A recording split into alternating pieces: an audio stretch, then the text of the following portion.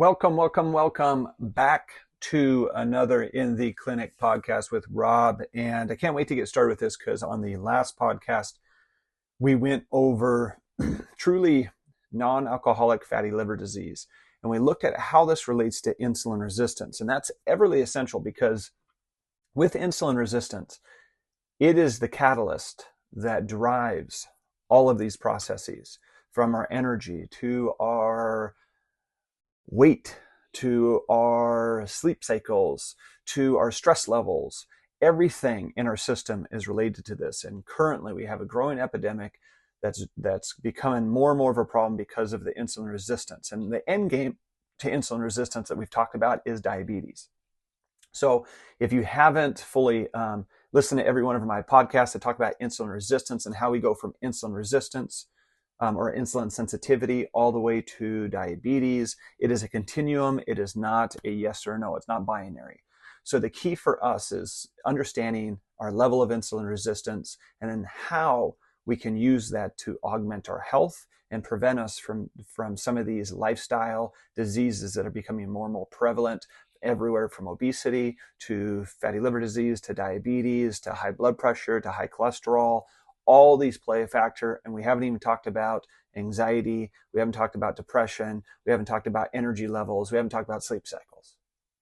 So the key for us is really understanding insulin resistance, and that's why today I want to give you actionable tips that will allow you to combat that, because after our last talk on non-alcoholic fatty liver disease, I talked a little bit on how we can improve those. But this podcast is solely for the individual that wants to know, how can I decrease my insulin resistance? How can I decrease my chance of fatty liver disease? How can I even help control possibly the obesity or the overweight things that I'm seeing in my life right now? That's what we get into today. So to get into this topic, we really have to talk about mainly nutrition. So when we're talking about nutrition, we're not really talking about diets. We're not really talking about fads or anything like that. We're just talking about things that you can do in your habits to control how your body processes. Now, before I was really into calories in, calories out. It really came down to, well, you just have to count all of your calories. And if you have less than you burn, then okay, you're starting to gain weight. If you burn more than you consumed, then you're going to lose weight. And to me, that it didn't always help for our clients. It didn't always help for me personally to log everything, to put everything into your journal, even into an app, to count every calorie. It just didn't always add up, because I noticed that certain foods fueled me, certain ones didn't. So what do we really get? Well, we still get individuals that are on low-fat type diets still getting insulin resistance. They're still getting diabetes. They're still getting chronic diseases. You see individuals that are only strictly counting their calories. They're not getting all the nutrition that they need. They're not getting all the vitamins that they need. So the key is, how do we combat insulin resistance, non-alcoholic fatty liver disease, and what strategies will help make that happen? So on the last podcast, I talked about how we truly need to avoid fructose. And I talked specifically on that podcast on why fructose is similar to alcohol. It can't be metabolized by the liver, and it creates fatty liver deposits around our viscera. And that's where we get visceral obesity, the worst kind. So if you haven't watched that, go back and watch that one as well. So one, we've got to avoid a lot of our fructose. And fructose is combined with glucose, which makes sucrose. And that is put into a lot of that's table sugar. So that's what you get when you bake cookies and all of your processed foods, microwave meals, anything that's in a package is going to have sucrose in it because it's incredibly cheap. It's incredibly cheap. So the profit margin for companies is very high. So the key is fructose itself is we need to avoid. I also talked about what type of fructose. Can you eat an apple or an orange that has fructose in it? What should you do? I talked about on that last podcast. But right now we want to learn how to control our blood sugars, because blood sugar, as it spikes, it starts getting above 100. is when the body says, ooh, it's starting to increase, we better control this. And the body's mechanism to control blood sugar is insulin. And that's a hormone. It's the second most powerful hormone in the body next to cortisol, which is your fight or flight hormone. And the reason that that hormone's so important is because if you got to fight or run, you need to have all hands on deck to make it happen. So your body, every cell in your body has to listen to that to help with your survival. Because survival is more important than storing fat or storing energy at that time. So if cortisol is present, it negates insulin in the storing. If cortisol is not present, then insulin is the most dominant. What I mean by dominant, every cell receptor in the body has a receptor for insulin. That's why it's dominant. Because not every hormone in every cell in your body responds with every cell. But insulin and cortisol both have that receptor in every cell. And if cortisol is present, then it covers the insulin. So insulin can't connect. If it's not present, then insulin can connect. So the key with insulin is that it's dominant. And if it's present, the cells are going to listen. But as I mentioned before in the last two podcasts, is that when insulin is present in abundance and it's constantly being driven, it's constantly elevated over and over and over, what are you going to get? You're going to get resistance. And you're going to get resistance from where? The cells. Because the cell can't tell the pancreas to turn itself off. It can't do that. The pancreas is responding to the blood sugar levels. They're elevated. So the pancreas is going to continue to excrete insulin at a level necessary to drive down that blood glucose, usually below 100. And then it will turn itself off and go, our job here is done. But if we're chronically spitting out insulin nonstop, the pancreas is going to get overwhelmed, and that's where you get pancreatitis. Eventually, pancreatic cancer. Because it's constantly having to reproduce itself all the time without rest.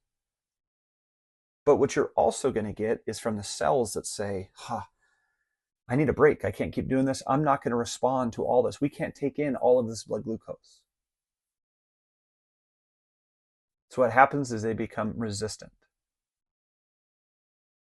So then what does the pancreas do? Because the blood sugar is not coming down, the cells aren't accepting it in. They're not taking out the blood and put it into their cells. So what's happening? Yep. Pancreas says we need more insulin. So it starts driving more insulin, which then the cells say, I need to become more resistant. I'm not going to listen. So then what happens is then the pancreas produces more and it says give and take, give and take, give and take until eventually the pancreas loses and it can't continue to produce any more insulin, which then you have chronic levels of blood sugar that stay high. And we call that diabetes. So overall, we're trying to control our blood glucose levels. So how do we do that? How do we best control our blood glucose levels so we don't get diabetes or fatty liver disease or obesity or high blood pressure or high cholesterol? They're all linked. They're all connected. So what do we do? Well, what we have to do is we have to provide ourselves time in the day where insulin's not present. Because insulin is a storing hormone. Anytime insulin's present, we are storing fat. Anytime insulin is not present, we are burning fat. So if we have insulin, we're storing fat. If there is no insulin, we're burning fat. So you can see the game here. The game is to only use insulin when eating, and then the rest of the time have it shut off so we can use our fat storage, which you can see around your abdomen is your visceral fat, underneath your skin, in your subcutaneous fat. It will use that as energy. So how do we do it? Well, the first thing that you can employ is timed eating. Now, some people call this intermittent fasting. I don't like the name solely because fasting implies you're not going to eat, and it panics people. But if you think about it, every night we go to bed and sleep for 8 hours and we don't eat the whole time. That is considered fasting. So I just call it timed eating because what you ideally want is you want to control when you're eating throughout the day. So you want to create windows of when you eat. And your window can be breakfast, your window can be lunch, and your window can be dinner. But the key is you shouldn't snack in between. Because what do you get? You eat breakfast, let's say at 9 o'clock. Then your insulin is going to go up in response to blood glucose. Then it's going to come down and it's going to level out. Then you'll have lunch around 1 o'clock. It'll go up, come back down, and bottom out. Then around 5 or 6, you'll have dinner, come up and bottom out. But if you're constantly eating, and then insulin's released, it's bringing blood glucose down, then you have a donut, then it goes back up. Then you have lunch, and then you have afternoon snack, and then you have dinner, and then you have a midnight snack. Your blood glucose is always staying at an elevated level, and you're constantly releasing insulin, which is a recipe for insulin resistance. So the key for us is we want to, at a minimum, only eat 3 times a day. Only eat 3 times a day. Breakfast, lunch, dinner, don't snack in between. And you've heard before, oh geez, you need to eat multiple times a day, 6 times a day in smaller meals. Wrong. And it's wrong. Just like in the years past, it was we need to have low-fat diets. Half the reason we're here, which is another podcast, is because the prevalence was that sugar's good, it's all just calories in, calories out, and fat is bad. Whew. And now we're here with fatty liver disease, diabetes, and obesity. So you need to have 3 times a day that you're eating, but eat well during those times. You should be 80% full by the time you're done eating. You should say, oh man, I'm about 80% full, shut it down. And then don't eat again till lunch. And then dinner. And then you create this window from dinner to breakfast that you're not eating. You're not eating snacks. You're not getting up in the middle of the night and eating. You're creating a full fast so your body can just level out with its blood glucose levels. And that is, folks, is called intermittent fasting. But what we really want to do is just create these timed eating windows. So here's a tip for you. If you find, ooh, I just need a little snack and I didn't have a good enough breakfast and I really want to eat something, butt it up against with another meal. So as you're getting close to lunch, then have your snack then and butt that up against lunch, and now you're creating that spike all at once. The other thing that's going to create a huge spike is the amount of food you're eating. So if you go to lunch and you just gorge yourself beyond, you're having pizza galore as much as you can and you're stuffed and you can't hardly walk, that's going to create a huge load of insulin over a long period of time to bring all that down. So that's why I say only eat till you're about 80% full. So timed eating is your best method for controlling blood glucose and insulin levels. Number 2 is really the type of food that you're eating. So we want to avoid the fructose. We want to avoid a lot of our sugars overall because those spike our blood glucose. But we also want to control how many carbohydrates we're eating. Because if we start eating only an abundance of carbohydrates at a high load, that carbohydrate load will then require us to have insulin out, and it will take a long time for that insulin to bring all those carbs into our body. So you can look online, you can look up glycemic load and not glycemic index. Index is a measure of how quickly your blood glucose will spike. It's how quick it will. So think of watermelon. You put it in your mouth, your blood glucose spikes really high. But glycemic load is how long it will take to absorb all of it and bring it into your body. So if you look at watermelon overall, it has a high glycemic index. It spikes it quick, but then it tapers down really quick and the load's really small because there's not a lot of sugar in there. It's mainly water. So the load is small. Whereas other foods that we consume, massive carbohydrates, pastas, they're going to have a large glycemic load. So start looking at glycemic load and seeing which low glycemic foods that you should eat to help control your carbohydrates, which will control your insulin. The other thing that you need to do is start driving protein into your body. The recommendation is now growing over and over that you should have at least 1 gram per body weight. So if you weigh 150 pounds, you should have 150 grams a day. And that's essential because what you're going to get is more ability to repair your body. All that protein is broken down into amino acids. The amino acids are utilized for building blocks of your body. All of your cartilage, all of your tissues, all of your muscle is all built from that. So you should be utilizing that anyways. And then 3, replace your fats. All of the seed oils, which we'll get into another podcast next, about how seed oils really create so much inflammation in your body and why. And from this, just know that you want to get back to your saturated fats. Yes, heard in the past, oh, you got to have polyunsaturated fats or monounsaturated fat. They're better for you. They're not. They're highly reactive. They oxidize easily. They wreak havoc in your body and create a ton of inflammation. Whereas a saturated fat, such as a butter, a tallow, a ghee, even some monosaturated fats, such as olive oil or a coconut oil, all of those are going to do better in your body because they're not as reactive, because they're more complete. So they're not looking for other items to steal out of your body. They're not going to create a oxidative stress. So replace those fats. The last little bit is control your cortisol levels. Now, I talked about how cortisol is the most dominant hormone, and when it's present, even insulin can't stop it. And the thing that cortisol does is it needs to prepare the body for fight or flight. It needs to prepare you for war. Do you need to run away or do you need to fight somebody? Both of them take high level of energy. So cortisol, when present, is going to release the storage.